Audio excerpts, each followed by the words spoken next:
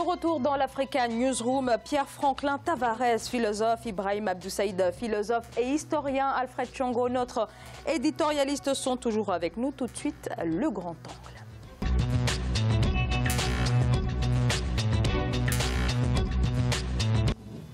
Le commerce interafricain ne dépasse pas les 13% des échanges globaux de l'Afrique. L'insuffisance est donc manifeste. Et si on regarde région par région, c'est la zone CEMAC qui accuse le plus gros retard. Les échanges entre les 6 États restent en effet parmi les plus faibles d'Afrique. Ils peinent à dépasser les 3%. Corinne Kamzefem. Avec moins de 3% d'échanges intracommunautaires, la communauté économique et monétaire des États de l'Afrique centrale, CEMAC, est la moins intégrée en Afrique. Ces 42 millions d'habitants sont pourtant une niche importante de consommateurs qui peinent encore cependant à jouir des bienfaits de la libre circulation. Même si la contrainte du visa a été levée, sur les corridors, les transporteurs de marchandises déplorent de nombreux contrôles routiers payants, tout comme l'insécurité qui décourage de nombreux commerçants. Pour Daniel Ona-Ando, président de la commission de la CEMAC, il faut pourtant réussir le pari de décloisonner les économies et l'étroitesse des marchés nationaux doit inciter tous les acteurs à lever les obstacles physiques et réglementaires à la libre circulation des biens, des services, des capitaux et des personnes. Nous reconnaissons que les résultats obtenus dans le processus de l'intégration dans la zone CEMAC ne sont ni à la hauteur des enjeux dans le contexte actuel de la mondialisation, ni suffisamment perceptibles dans le vécu quotidien des populations de l'Afrique centrale. L'effondrement des cours des matières premières à l'échelle mondiale et les crises sécuritaires systémiques dans la sous-région Afrique centrale ont fragilisé les économies des pays qui la composent. Aujourd'hui, il faut surtout diversifier les économies pour booster un commerce intracommunautaire qui profiterait aux populations locales.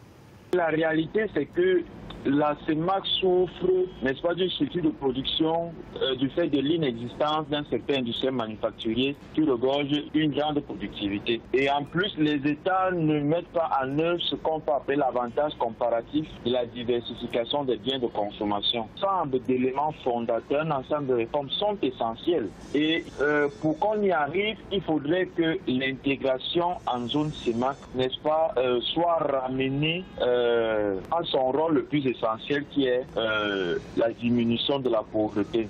Alors qu'il présentait ce 2 mars à Malabo les défis de l'intégration sous-régionale au Parlement communautaire, Daniel Ona-Ando a aussi rappelé la nécessité pour la zone CEMAC de gagner le pari de devenir à l'horizon 2025 un espace économique intégré émergent où règne la sécurité et la bonne gouvernance. Alors une zone de libre-échange doit entrer en service dans quelques jours. Pour autant, est-ce que les moyens sont réunis, notamment dans ces pays d'Afrique centrale, pour permettre de doper le commerce intercommunautaire? Alfred Chongo. Zara, ça c'est une sorte de vieux serpent de mer de l'Afrique centrale. On remet sans cesse l'ouvrage, n'est-ce pas, la main à l'ouvrage, mais on n'arrive pas finalement à passer de la phase des paroles aux actes, parce qu'il y a des réticences au sein de cette zone CEMAC entre les différents États, et parce qu'il y a des craintes de la part de certains États par rapport à d'autres, ce qui fait que les bonnes résolutions, les bonnes décisions qui sont prises ne trouvent pas d'application concrète sur le terrain. Maintenant, qu'est-ce qu'il faut faire? Comment faire pour lever justement ces suspicions qui empêchent véritablement à la libre circulation des biens des personnes d'être effective et d'être efficace? D'abord, il y a le problème de la confiance entre les chefs d'État d'Afrique centrale. Qui n'arrivent pas justement à tenir parole. Si on prend simplement la Guinée équatoriale, qui était très enthousiaste au départ sur cette idée de la libre circulation et puis après a freiné des cas de fer, d'abord autour du passeport CEMAC. Ça n'a jamais vu le jour, mais on en parle toujours. Et puis, par rapport aux événements, aux crises politiques de l'Afrique centrale, il y a tous les États membres ne parlent pas de la même voix.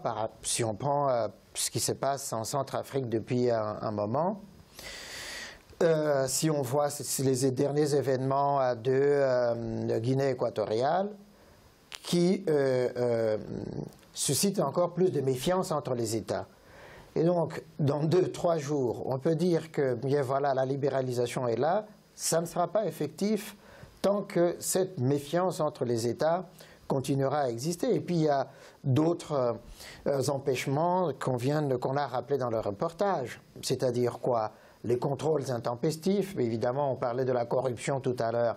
Voilà l'un des lieux de la corruption, les fonctionnaires des douanes, etc., qui ne sont pas payés, qui se sucrent justement sur les usagers de la douane, de la route, et donc du coup, ça empêche effectivement qu'il y ait cette liberté de circulation des biens et de personnes. Ibrahim Abdoussaïd. Je suis tout à fait d'accord avec vous. Il a une analyse qui est très très juste. Je pense qu'il y a la méfiance vis-à-vis des États, qui fait que rien ne bouge. Je vais prendre un exemple.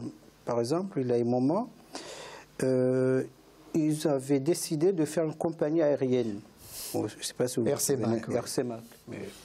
C'est une bonne idée, mais elle n'a pas été appliquée. Pourquoi? Parce que voilà, ils sont là, ils font des intentions de déclarations, mais s'il s'agit vraiment de faire quelque chose, ils n'avancent pas. Maintenant, pourquoi ils font ça? C'est vrai, il y a une part de vérité parce qu'il y a des mesures qui sont très difficiles à mettre en place et que certains pays sont tellement sceptiques. Prenons l'exemple, par exemple, du passeport biométrique, par exemple. Oui. Il y a le Gabon qui est toujours réticent et n'arrive pas à mettre ça en place. Et donc, les autres pays, pour des raisons aussi comme le Tchad, qui est exigeant surtout en matière de lutte contre le terrorisme, et ils disent non, si vous faites ça, nous, maintenant, on ne rigole pas, on ne sait pas qui va entrer, qui va sortir. Oui. Donc, il y a des mesures qui sont réellement très difficiles à mettre en place. Mais comme vous avez dit, parce qu'il y a la méfiance, il n'y a pas la volonté politique de dépasser des petits clivages parfois. On peut prendre l'exemple de la CEDEAO. La CEDEAO a connu aussi des crises, hein, la Côte d'Ivoire, mais on a évoqué le Libéria, la Sierra Leone, etc. Mais la CEDEAO a réussi à mettre en place le passeport CEDEAO et la libre circulation des biens des personnes. Ça veut dire que s'il n'y a pas cette volonté politique-là, on n'y arrive pas, mais s'il y a la volonté politique, on met en place des mécanismes justement qui permettent d'éviter, par exemple, les craintes du Tchad de dire si on met en place ce passeport, le terrorisme, eh bien, c'est la porte ouverte à tout cela. Donc je crois effectivement qu'il faut une certaine intelligence politique de la part des dirigeants de l'Afrique centrale. Pierre-Franklin Tavares, il manque une certaine volonté politique. Oui, mais je ne commencerai pas, moi, par la volonté. Je crois qu'historiquement, nos économies et nos États ont été organisés pour obéir, en tous les cas pour se plier à un certain ordre de la division internationale du travail, et ils n'en sortent pas. Ce n'est pas simplement une question de volonté. Nous avons des économies extraverties. La plupart des richesses dont on a parlé tout à l'heure concernant la Sierra Leone sont orientées vers l'extérieur pour le marché mondial. Et il en va de même pour l'agriculture. Et donc, c'est ce qui empêche les échanges internes. Je ne vais pas rajouter sur la question du franc CFA, mais il y a là un système qui ne permet pas les échanges internes, quand bien même les volontés seraient réelles. Et vous l'avez, M. Chango l'a rappelé tout à l'heure, l'exemple de la CEDEAO montre qu'il peut y avoir des avancées. Et puis la seconde chose, c'est que nos États sont organisés dans le schéma mondial pour ne pas parvenir à cela. Hein? Donc par conséquent, il y a un double écueil. Et tant qu'on n'aura pas brisé, tant qu'on n'aura pas fait preuve de liberté en la matière, les choses me paraîtront beaucoup plus difficiles. Au niveau maintenant de l'Afrique centrale, parce que c'est de cela qu'il s'agit, je pense que la question des souverainetés, la question du pétrole, de la rente pétrolière, empêche beaucoup de choses. Hein, ils ne peuvent pas s'entendre. On s'entend plus facilement autour du commerce et de l'agriculture qu'autour des matières premières. Hein, donc il est plus facile de s'entendre en Afrique de l'Ouest que dans l'Afrique centrale. Ça suppose et ça implique que la classe politique dans son ensemble de l'Afrique centrale devrait avoir une vue beaucoup plus profonde, beaucoup plus large, en tenant compte des obstacles pour parvenir à ce que vous-même vous souhaitez, que vous indiquez comme une perspective heureuse. Ibrahim Abdou Saïd. Non, en fait, j'ai rigolé un petit peu parce que vous avez dit quelque chose qui est vraiment véridique.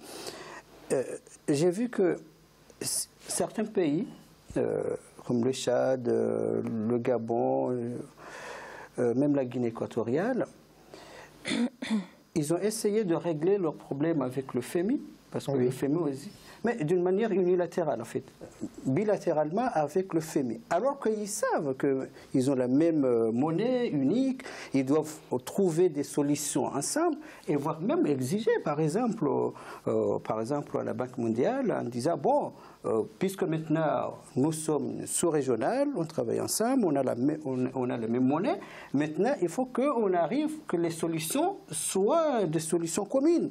Mais comme vous avez dit, le FMI a cherché de les diviser et eux, ils ont accepté. Mais là, je ne suis pas d'accord. Pourquoi?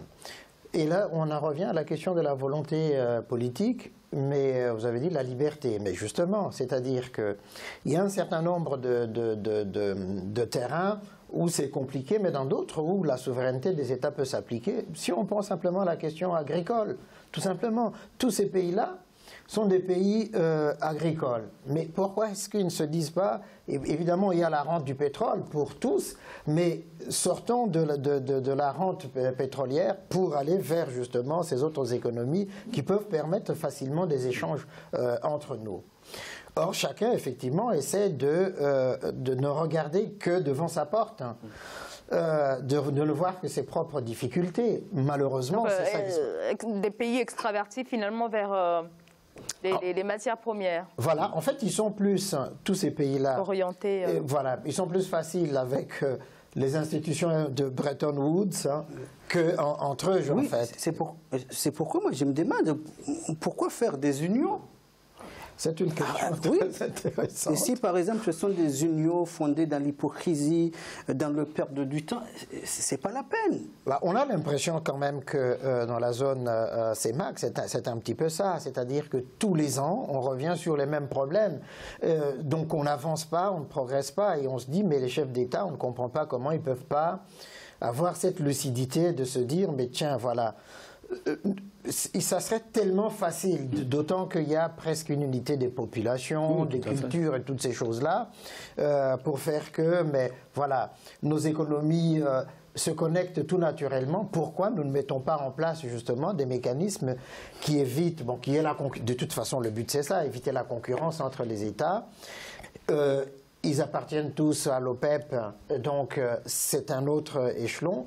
Je crois effectivement que... Et puis je crois, M. Chango, qu'on peut rajouter une donnée aussi classique de l'histoire, c'est qu'en général, ceux qui ouvrent les frontières en termes de classe sociale, ce sont les bourgeoisies. Oui. Et nous n'en avons pas, hein, d'une part. Après, je pense qu'il y a un déficit de conception même du modèle. Oui. Par exemple, l'Europe, je prendrai cet exemple parce qu'il nous concerne directement, part de l'acier, avec des pères fondateurs, et construit tant bien que mal, jusqu'au travers même de